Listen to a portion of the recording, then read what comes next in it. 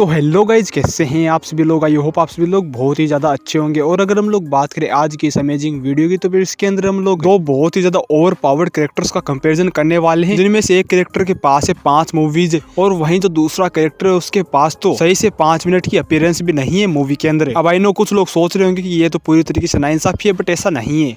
दोनों ही कैरेक्टर्स काफी ज्यादा पावरफुल है। बेशक एक के पास अपीयरेंस कम हो, बट अगेन वो कैरेक्टर काफी ज्यादा पावरफुल है और उनको तुम लोग थंबनेल पे भी देख ही चुके हो, जो कि एक क्लासिक सुपरमैन वर्सेस डीसीईयू का ज्यूस, जिसको मैंने काफी पहले ही बनाने का सोचा था, बट मेरे पास फिलहाल में इतना ज्यादा टाइम नहीं होता है, तो फिर मैं नॉर्मल वर्सेस बैटल कर रहा हूँ, तो इसीलिए इस वीडियो के अंदर इतना ज्यादा टाइम लग गया। और अब अगर हम लोग आ जाते हैं अपने क्लासिक सुपरमैन पे, फिर देखो सुपरमैन की मूवीज जो वो काफी पहले से आ रही है और उन्हीं में से ही 90s में सुपरमैन के ऊपर 4 काफी ज्यादा पॉपुलर मूवीज बनी थी, जिनके अंदर सुपरमैन का किरदार निभाया था क्रिस्टोफर रीव्स ने। और ये चारों मूवीज काफी ज्यादा पॉपुलर थी, जिनमें से 2 मूवीज तो सक्सेसफुल रही थी और काफी ज्यादा हिट भी थी अपने टाइम पे, बट जो बाकी की 2 मूवीज थी वो एकदम से फ्लॉप रही थी और उसी के चलते डीसी ने इनके आगे की मूवी बनानी कैंसिल कर दी। बट इसके बाद उन्होंने वापस से कमबैक किया और 2006 के अंदर उन्होंने वापस से एक सुपरमैन की मूवी बनाई, जो कि थी सुपरमैन रिटर्न्स। और उस मूवी का जो सुपरमैन था वो भी अपना क्लासिक सुपरमैन था, बट उस मूवी के अंदर सुपरमैन का किरदार निभाया था ब्रेंडन रूथ ने। और इसकी स्टोरी को आगे CW में भी कंटिन्यू किया गया है, जहाँ पर हम लोगों को ये वाला सुपरमैन क्राइसिस इवेंट में भी देखने को मिला था। एंड अभी तक मैंने वो वाली सीरीज नहीं देखी है, तो फिर हम लोग उन फीड्स को यहाँ पर ऐड नहीं करेंगे। हम लोग बेसिकली सुपरमैन की इन्हीं 5 मूवीज को ही ऐड करने वाले हैं। और अब अगर हम लोग बात करें इन दोनों ही कैरेक्टर्स की, और जिनमें अगर हम लोग सबसे पहले बात करें अपने क्लासिक सुपरमैन की, तो फिर इनके बारे में मैंने तुम लोगों को थोड़ा बहुत बता ही दिया है कि इनकी 5 मूवीज है और इनके अंदर 2 एक्टर्स ने सुपरमैन का किरदार निभाया है। और जिन लोगों को लगता है कि इसका लेवल डीसीईयू वाले सुपरमैन जितना ही होगा और उसकी पावर्स एंड एबिलिटीज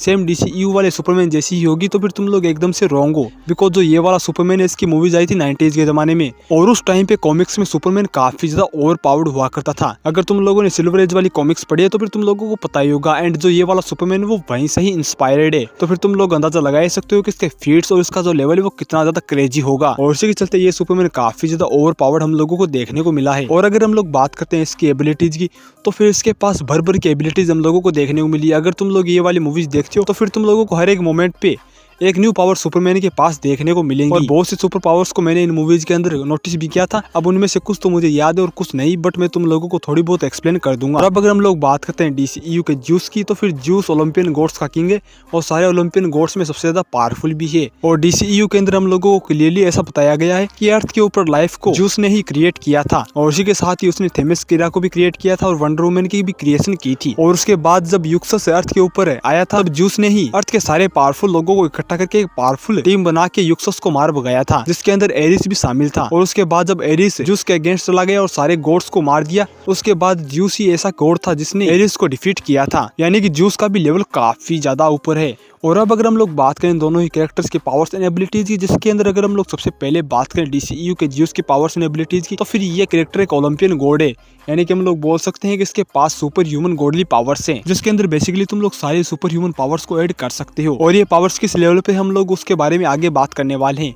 अगर हम लोग बात करें इसके अदर पावर्स की, तो फिर इसके पास सेम गॉडली पावर्स है। यानी कि हकीकत के अंदर गॉड क्या होता है वो वाली पावर्स इसके पास है। यानी कि गॉड का काम होता है क्रिएशन करना, और डीसीईयू का गॉड हम लोगों को क्रिएशन करते हुए दिखा है। इसी ने ही लाइफ को क्रिएट किया था, थेमिस्कीरा को क्रिएट किया था। तो फिर हम लोग कह सकते हैं कि ज्यूस के पास life creation, energy manipulation and matter manipulation जैसी कमाल की सुपर पावर्स भी मौजूद है। और ज्यूस की लाइफ क्रिएशन पावर कितनी ज्यादा ओपी है, तुम लोग इसी बात से अंदाजा लगा सकते हो कि इसी ने ही वंडर वुमन को भी क्रिएट किया था। एंड इनके अलावा ज्यूस ग्रीक माइथोलॉजी में और भी कई सारी चीजों का गॉड है, लेकिन जिस चीज के लिए वो पॉपुलर माना जाता है वो ये है कि ज्यूस गॉड ऑफ थंडर है। यानी कि लाइटनिंग एंड वेदर को मैनिपुलेट कर सकता है, और हम लोगों को ये डीसीईयू के अंदर अपनी लाइटनिंग को यूज करते हुए भी दिखा है। जिसमें अगर हम लोग बात करें डीसीईयू के ज्यूस के लेवल की, तो फिर इसका लेवल काफी ज्यादा ओपी है। हम लोगों ने डीसीईयू की मूवीज के अंदर देख रखा है कि ज्यूस ही वो गॉड था जिसने एरिस को डिफीट किया था। एंड एरिस अपने प्राइम में इतना ज्यादा ओवर पावर्ड कैरेक्टर था कि उसने सारे ग्रीक गॉड्स को मार दिया था, जिसके अंदर आर्टिमस भी शामिल थी। एंड उसके एरोज इतने ज्यादा पावरफुल थे कि उसने यूक्सस को भी चीर के रख दिया था। और एरिस की हम लोगों ने और भी कई सारी फीट्स देखी। इवन अपने वीकेस्ट फॉर्म में भी वो इतना ज्यादा ओवर पावर्ड कैरेक्टर था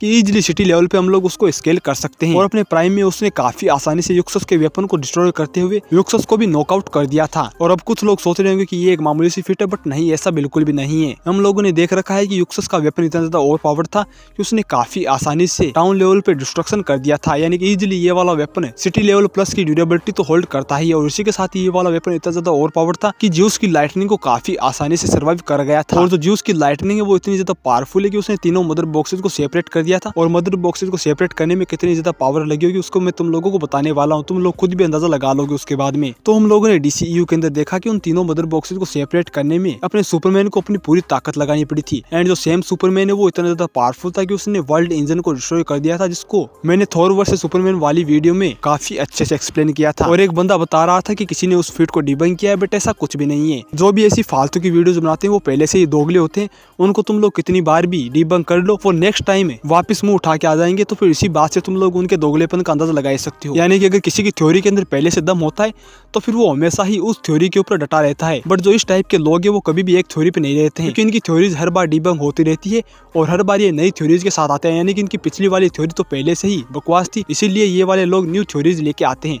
और अगर तुम लोगों को मेरी बात पे विश्वास नहीं है तो फिर तुम लोग जाके पहले वो वाली वीडियो देखो, और जो भी मैंने बात बताई है उनको तुम लोग गूगल पे भी जाके सर्च कर सकते हो। उसके बाद तुम लोग अपना कॉमन सेंस यूज करके खुद से भी अपना नतीजा निकाल सकते हो। बट मैं अब उस टॉपिक के ऊपर ज्यादा बात नहीं करूंगा। हम लोग बेसिकली बात कर लेते हैं कि सुपरमैन को वहाँ पर कितनी ज्यादा पावर लगानी पड़ेगी। तो फिर वो वाली feet easily large country level की फीट मानी जा सकती है। एंड जो वो वाला सुपरमैन था वो मैन ऑफ स्टील वाला सुपरमैन था, एंड वो वाला सुपरमैन अपनी वीकेस्ट फॉर्म में भी था। तो फिर हम लोग कह सकते हैं कि जो अपना मैन ऑफ स्टील वाला सुपरमैन है वो भी एक प्लेनेटरी लेवल का कैरेक्टर कंसिडर किया जा सकता है। तो फिर तुम लोग अंदाजा लगा के देखो कि अपना ब्लैक सूट सुपरमैन कितना ज्यादा पावरफुल होगा। यानी कि जो ज्यूस की ये वाली फीट है वो इजिली अबव प्लेनेटरी लेवल पे कंसिडर की जा सकती है। और मुझे पता है अभी भी तुम लोगों को संतुष्टि नहीं मिली होगी, तो फिर कोई बात नहीं, हम लोग एक और बात को जान लेते हैं। तो फिर हम लोगों ने देखा कि DCEU का ज्यूस इतना ज्यादा पावरफुल था कि उसने अपने डाइंग ब्रिज से एंटायर आइलैंड को क्रिएट कर दिया था। और अगर तुम लोगों ने उस सीन को देखा होगा तो फिर वहाँ पर ज्यूस ने अपने डाइंग ब्रिज को लाइटनिंग के तौर पे यूज किया था, और वो लाइटनिंग इतनी ज्यादा पावरफुल थी कि उससे पूरा थेमेस्किरा आइलैंड क्रिएट हो गया था। और अगर तुम लोगों के पास थोड़ा बहुत भी कॉमन सेंस होगा तो फिर तुम लोगों को पता होना चाहिए कि किसी चीज को डिस्ट्रॉय करने से ज्यादा मुश्किल उसको क्रिएट करना होता है। यानी कि तुम लोग किसी चीज को डिस्ट्रॉय तो कर सकते हो, बट अगर बात आती है उसको क्रिएट करने की तब तुम लोगों को उससे बहुत ही ज्यादा मेहनत करनी पड़ेगी। और डेली लाइफ में भी तुम लोगों को ऐसे और भी कई सारे एग्जांपल्स देखने को मिल जाएंगे जहाँ पर तुम लोग अगर किसी चीज को डिस्ट्रॉय करते हो तो फिर तुम लोगों को इतनी ज्यादा पावर नहीं लगानी पड़ेगी, लेकिन अगर तुम लोग सेम चीज को क्रिएट करते हो तब तुम्हारी जान निकल जाएगी। और अगर सेम फॉर्मूला हम लोग यहाँ पर भी इंक्लूड करें तो फिर जो अपना वीकेस्ट ज्यूस है वो भी काफी ज्यादा ओवर पावर्ड कैरेक्टर माना जाएगा, बिकॉज ये कैरेक्टर अपनी डाइंग ब्रिज से एंटायर आइलैंड को क्रिएट कर चुका है।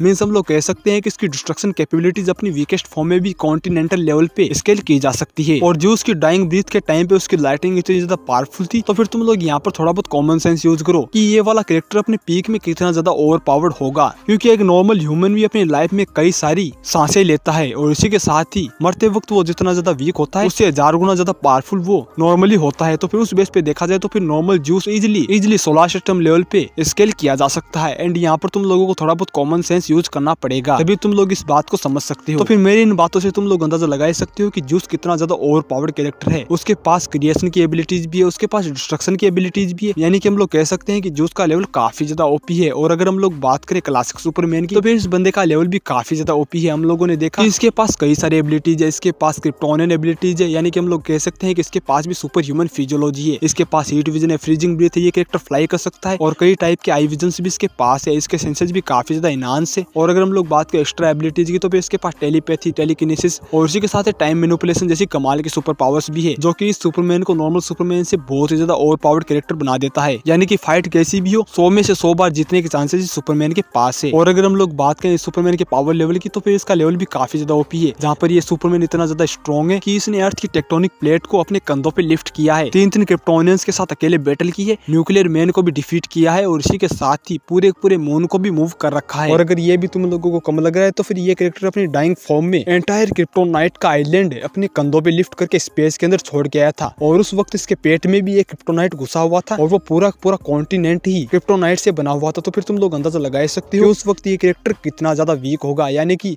अगर ये कैरेक्टर अपनी वीकेस्ट फॉर्म में इतना ज्यादा पावरफुल है तो फिर अपने नॉर्मल फॉर्म में इसका लेवल क्या होगा तुम लोग अंदाजा लगा सकते हो। ये character easily above planetary level पे कंसिडर किया जा सकता है। और मैं तो यहाँ पर ऐसा भी बोलूंगा कि इस कैरेक्टर की नॉर्मल फॉर्म में ये इजिली मल्टी प्लेनेटरी लेवल की लिफ्टिंग स्ट्रेंथ अपने पास तो रखता ही है, क्योंकि जिस फॉर्म में क्लासिक सुपरमैन ने कॉन्टिनेंट को लिफ्ट किया था उस वक्त वो इतना ज्यादा वीक था कि उसको नॉर्मल ह्यूमंस भी काफी आसानी से डिफीट कर पा रहे थे, और उस आइलैंड पे पैर धरते ही ये एक नॉर्मल ह्यूमन बन गया था। तो फिर तुम लोग सोच के देखो कि उसने तो उस पूरे आइलैंड को लिफ्ट किया था, यानी कि इसकी स्ट्रेंथ कितनी ज्यादा होगी हम लोग अंदाजा भी नहीं लगा सकते हैं। और अगर हम लोग बात करें ड्यूरेबिलिटी की तो फिर इसकी ड्यूरेबिलिटी भी काफी ज्यादा ओपी है, इसने काफी ज्यादा पावरफुल पंचेज को इजिली सर्वाइव कर रखा है, और इसी के साथ इसकी आंखें भी पूरी तरीके से बुलेट प्रूफ है। ये इतना ज्यादा फास्ट है कि टाइम तक को रिवर्स कर सकता है अपने दम पे, जबकि इसके पास स्पीड फोर्स पावर्स का एक्सेस भी नहीं है, यानी कि लेवल वाइज देखा जाए तो फिर इस बंदे का लेवल भी काफी ज्यादा ओपी है। और अब अगर हम लोग बात करें कंपैरिजन की, जिसके अंदर अगर हम लोग सबसे पहले बात करें एबिलिटीज की, किसके पास ज्यादा एबिलिटीज है, तो फिर यहाँ पर इजीली सुपरमैन बाजी मार जाएगा। बट ज्यादा एबिलिटीज होने से कुछ भी नहीं होता है।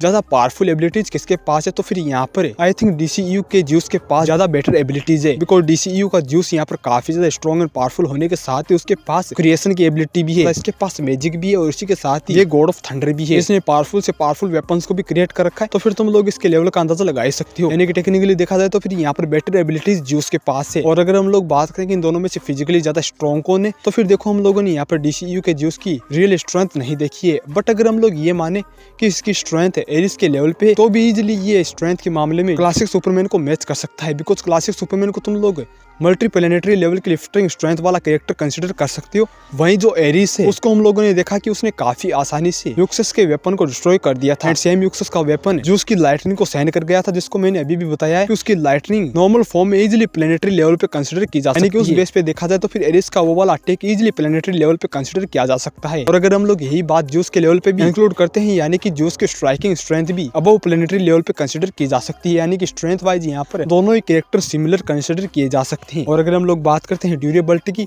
तो फिर यहाँ पर आई थिंक क्लासिक सुपरमैन का पलड़ा थोड़ा ज्यादा भारी हो सकता है, बिकॉज उसके पास बेटर फीट्स है। बट हम लोग ये नहीं बोल सकते हैं कि जूस ने भी एरिस के पावरफुल अटैक्स खाए हैं, बिकॉज उसने उसके साथ फाइट कर रखी है। एंड जो एरिस के अटैक्स है वो इजीली अबव प्लेनेटरी लेवल पे कंसीडर किए जा सकते हैं। और जूस के अगेंस्ट हम लोग कह सकते हैं कि उसने अपना रियल पोटेंशियल भी यूज किया होगा। तो फिर उस बेस पे देखा जाए तो फिर जूस भी इजीली क्लासिक सुपरमैन को मैच करने वाली ड्यूरेबिलिटी रखता है। और अगर हम लोग बात करें स्पीड की, तो फिर इजीली यहाँ पर स्पीड के मामले में क्लासिक सुपरमैन का पलड़ा काफी ज्यादा भारी है। और अगर हम लोग बात करते हैं स्टेमिना के, तो फिर स्टेमिना में भी ये दोनों कैरेक्टर्स इक्वल है। और अगर हम लोग बात करेंगे इन दोनों में ज्यादा पावरफुल कौन है, तो फिर इजीली यहाँ पर जूस काफी ज्यादा पावरफुल निकल के आता है क्लासिक सुपरमैन से। और इसी के साथ ही हम लोग ये नहीं बोल सकते हैं कि उसका नॉलेज, उसका एक्सपीरियंस और उसकी स्किल्स भी क्लासिक सुपरमैन से ज्यादा बेटर होनी चाहिए। एंड यहाँ पर क्लासिक सुपरमैन काफी ज्यादा इंटेलिजेंट है। इवन सारे सुपरमैन में मैं इसको सबसे ज्यादा इंटेलिजेंट सुपरमैन भी कंसिडर करना चाहूंगा, बिकॉज इसकी इंटेलिजेंस सच में काफी ज्यादा कमाल की है और इसका लर्निंग प्रोसेस भी नॉर्मल ह्यूमन से काफी ज्यादा ओपी लेवल पे है। बट आई थिंक हम लोग कह सकते हैं कि जूस का नॉलेज में भी बेटर हो क्लासिक सुपरमैन से। हम लोग बात करें कि इन दोनों की फाइट में जीतेगा कौन, तो फिर देखो ये वाली फाइट काफी ज्यादा तगड़ी होने वाली है। But I think at the end यहाँ पर जूस डिफीट कर सकता है क्लासिक सुपरमैन को, बिकॉज क्लासिक सुपरमैन बेशक काफी ज्यादा स्ट्रॉन्ग एंड पावरफुल क्यों ना हो, बट यहाँ पर जूस भी काफी ज्यादा पावरफुल है। उसकी लाइटनिंग स्ट्राइक भी काफी ज्यादा ओवर पावर्ड है और इसी के चलते उसके पास कई सारी पावर्स एंड एबिलिटीज मौजूद है। और इसी के साथ ही उसके फिजिकल अटैक्स भी इतने ज्यादा पावरफुल होने वाले हैं कि वो क्लासिक सुपरमैन को इजिली हार्म कर पाए। बट यहाँ पर जो चीज क्लासिक सुपरमैन को एडवांटेज देने वाली है वो ये है कि क्लासिक सुपरमैन काफी ज्यादा फास्ट है। इवन बहुत ही ज्यादा चांसेस है कि वो काफी आसानी से जूस के हर एक अटैक्स को डॉज कर जाए, यानी कि यहाँ पर इस फाइट के अंदर क्लासिक सुपरमैन कम से कम डैमेज लेते हुए जूस को ज्यादा से ज्यादा डैमेज देने वाला पोटेंशियल रखता है। जो चीज यहाँ पर जूस को डिसएडवांटेज में डाल देती है वो ये है कि क्लासिक सुपरमैन फिजिकली भी काफी ज्यादा स्ट्रॉन्ग है। इवन वो फिजिकल पावर्स के मामले में जूस के लेवल का ही बीइंग है। जिस बेस पे देखा जाए तो फिर यहाँ पर सुपरमैन के पास भी बेटर पोटेंशियल है, बट आई थिंक यहाँ पर जूस के पास थोड़ा अपर हैंड हो सकता है। और इसीलिए मेरा मानना तो यही है कि जूस डिफीट कर सकता है क्लासिक सुपरमैन। बट हम लोगों को यहाँ पर कुछ चीजें और भी ऐड करनी पड़ेगी, और वो ये है कि इस सुपरमैन के बारे में हम लोगों को क्लियरली ऐसा बताया गया है कि ये सुपरमैन कुछ भी कर सकता है, जो भी ये सोच सकता है सब कुछ ये कर सकता है। इवन अगर तुम लोग ये वाली मूवीज देखोगे तो फिर तुम लोगों को पता चलेगा कि सुपरमैन के फीट्स कितने ज्यादा क्रेजी हैं। और अभी भी हम लोगों ने सुपरमैन का अपर लेवल नहीं देखा है, तो फिर हम लोग सही से नहीं बोल सकते हैं कि जूस इस सुपरमैन को डिफीट कर ही देगा। और इसी के साथ ही जो चीज यहाँ पर सुपरमैन को एडवांटेज देती है वो ये है कि इस सुपरमैन के पास टाइम को रिवर्स करने की पावर भी है, यानी कि इस फाइट के अंदर जूस अगर सुपरमैन के ऊपर भारी पड़ता है तो फिर वो काफी आसानी से टाइम को रिवर्स करके फाइट को दोबारा से स्टार्ट कर देगा, और जो गलती वो इस फाइट के अंदर करने वाला है दोबारा से उस गलती को नहीं दोहराएगा। तो फिर उस बेस पे देखा जाए तो फिर सुपरमैन भी विन कर सकता है। बट आई थिंक जूस के पास थोड़ा अपर हैंड हो सकता है एक नॉर्मल फाइट के अंदर। फिर अब तुम लोग मुझे कमेंट्स के अंदर बताओ कि तुम लोगों को क्या लगता है। मैं तो काफी ज्यादा कंफ्यूजन में हूँ, बट आई थिंक मैंने तुम लोगों दोनों के लेवल के बारे में सब कुछ अच्छे से एक्सप्लेन कर दिया होगा। और अगर मुझसे यहाँ पर कुछ चीज मिस हो गई हो या फिर मैंने कोई गलती कर दी हो तो फिर तुम लोग कमेंट्स के अंदर बता सकते हो। और अगर तुम लोगों को मेरे फैक्ट्स और आज की वीडियो पसंद आई है तो फिर वीडियो को लाइक करें, चैनल को सब्सक्राइब करना तुम लोगों को काम है। इसके लिए मैं तो बस इतना ही बोलूंगा कि आज की अमेजिंग वीडियो में बस इतना ही। मैं मिलूंगा तुम लोगों को एक और अमेजिंग वीडियो के साथ। अभी के लिए टाटा बाय बाय। तो हेलो गाइज, कैसे हैं आप सभी लोग। आई होप आप सभी लोग बहुत ही ज्यादा